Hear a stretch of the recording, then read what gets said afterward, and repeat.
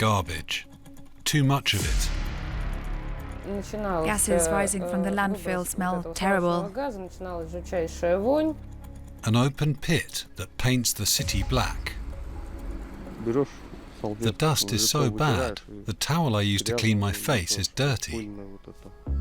And dirty river water that comes out of pipes unfiltered. We drink this dirt, the clay and the sand. In Russia, the soil, air and water are polluted, and all three environmental issues remain unresolved.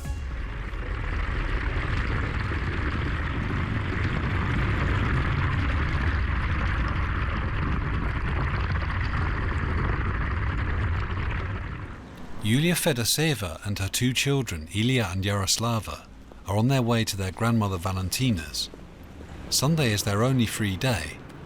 They hope the wind will be good today, so that the air at their grandmother's isn't too unbearable. Valentina lives in the town of Novoshapovo. Yulia Fedoseva grew up here, but eventually the stench made her leave. Because of the landfill nearby. Nearby, in this case, is just 500 meters from her old house. The Alexinsky pit in the town of Novoshapovo is one of dozens of garbage dumps on the outskirts of Moscow. It spans 32 hectares, or 45 soccer fields. Yulia Fedoseva says on some days the stench outside was so bad that she couldn't open her windows.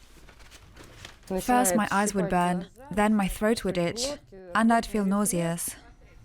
When Yulia's children also started feeling sick often, she took action. The family left Novoshapovo and moved to Klin, 7 kilometers away. The youngest were always sick. One day, their pediatrician told me, "Your children have rattling sounds in their lungs."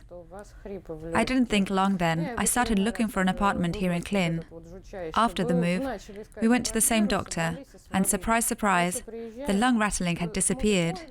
She asked how, and I said, "Simple, we moved." Some 3,800 kilometers to the east, auto mechanic Vitaly Shestakov stumbles upon what looks like marble slabs, but they aren't. Vitaly Shestakov lives in Kiselyovsk, Siberia. It snows here all winter, but the snow that falls from the sky here is often black from the coal dust. It colours Vitaly's house and garden shades of black, grey and white. If you take flour and sprinkle ground-up pencil lead onto it, you get the same effect you see here, black on white. Kiselyovsk is a medium-sized city. Its economy relies on open-pit mining, and the air pollution is dramatic. The city is located in Kuzbass, a coal mining region referred to as Russia's Black Heart. On some windy days, the smog is so bad, residents say they struggle to breathe. According to studies by an NGO, twice as many people die of respiratory diseases here than elsewhere in Russia. Vitaly Shestakov and his neighbours have had enough of living conditions in Kiselyovsk. 1.5 years ago, they filmed the black snow and sought asylum in Canada. We do not want our children to die of cancer caused by the terrible environment.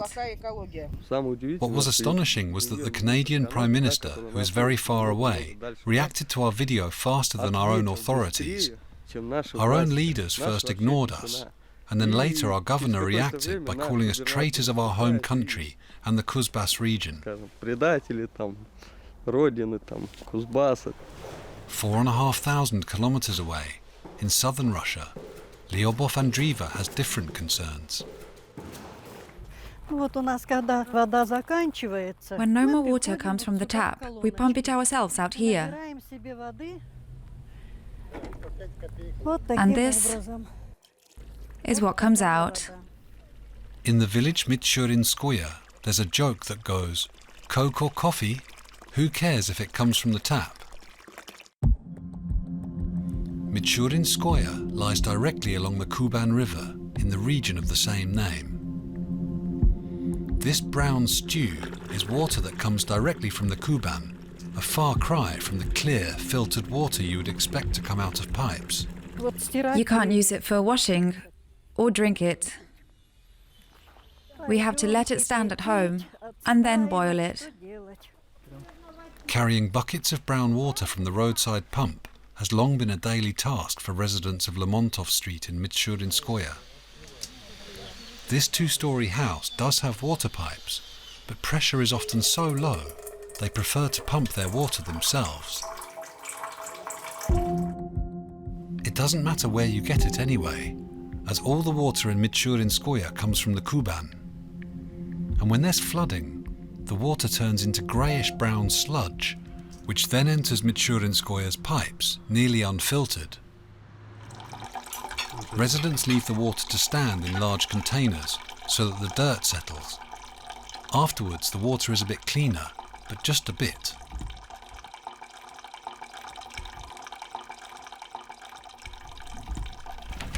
Ivan Rybalkin is retired. He can't remember the last time he drank really clean water from the tap. I've been living here since 1975, and that's how long we've had this struggle. Some people boil the water, but I don't anymore. I just let it stand and then cook with it. Only when it gets really gross do I drink clean, store-bought drinking water.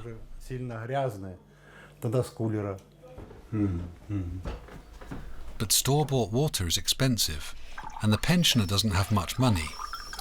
Ivan Rybalkin has to spend up to 3,000 rubles a month on purchased drinking water. That's a third of his pension, which is barely enough to make ends meet. Back to the Fedoseva family.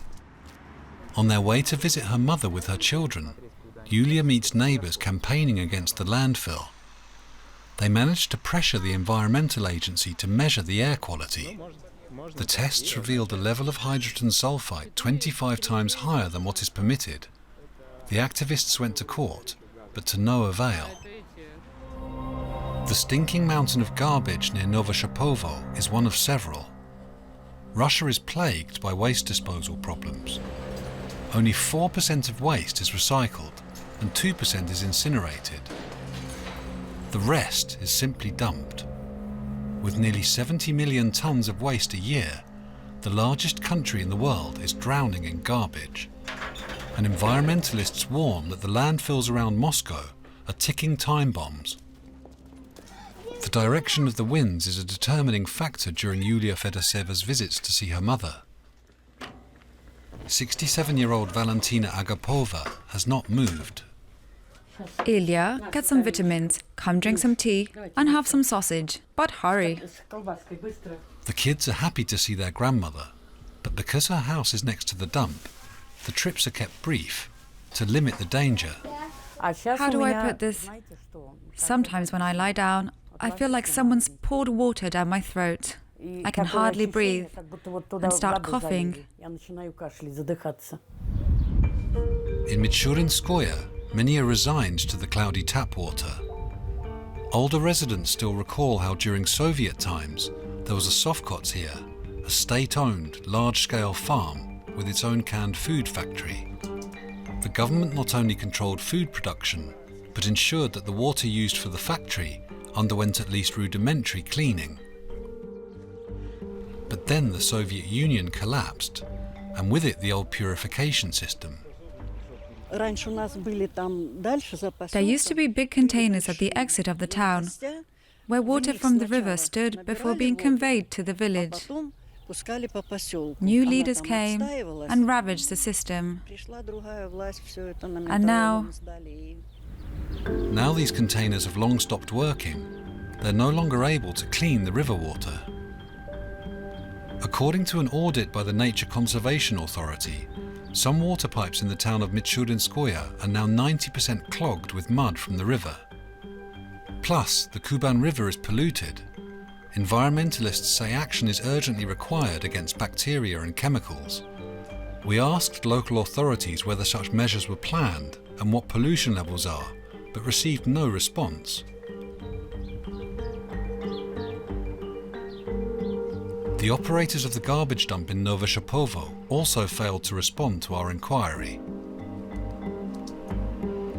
But we did receive a response from the vice-governor of the Kuzbas region, stating the authorities were doing everything possible to minimize mining pollution, from resettling households to installing modern air filter systems.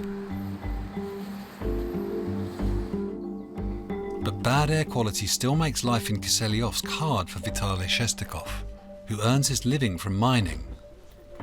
Nearly half of industrial waste in Russia is here in this region, Kuzbas in Siberia.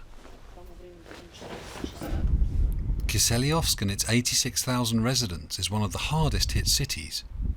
Many waste products from coal production contain burning, toxic and radioactive substances. Those who live here refuse to leave their health in the hands of coal producers and protest time and time again, even if it does little to change things. The Vice-Governor's words may sound promising, but they ignore reality, says auto mechanic Vitaly Shestakov. Our leaders couldn't care less about all this black snow from open pit mining. Like many here, he wants to leave, but that's not easy. I'd like to sell my house, but I can't. You can get rid of an apartment, but not a whole house. I've been trying for 2 years, and only 2 people have responded.